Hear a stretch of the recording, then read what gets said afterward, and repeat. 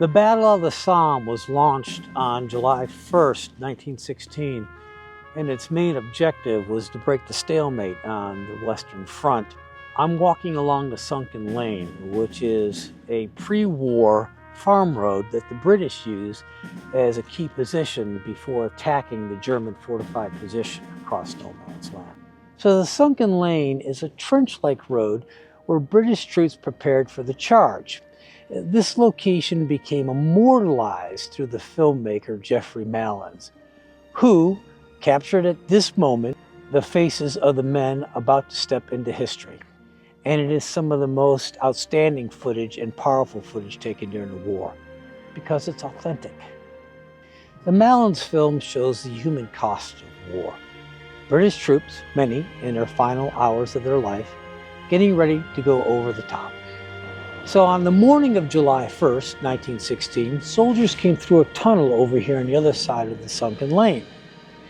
And the Sunken Lane was a natural trench providing them shelter before the attack. This was a strategic move on the British part that would cut the amount of open area to cross by about 50%. And at 7:30 a.m., the whistle blew and the men climbed through these bushes and went over the top.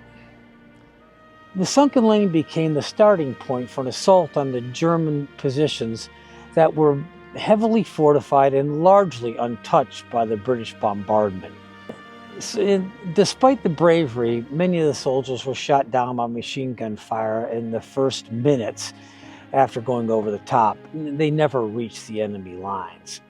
And the first day of the Somme became the bloodiest day in British military history, with over 57,000 casualties. And today, the Sunken Road is still here, and so are many of the men you see in that famous black and white film. They are buried in the Beaumont-Hamel cemetery on the same field in which they charged over that July morning. When I visit this place, I'm always taken by its tranquility and the stark contrast between what it is now and what it must have been over a century ago. I always think that the Sunken Lane is much more than a historical site.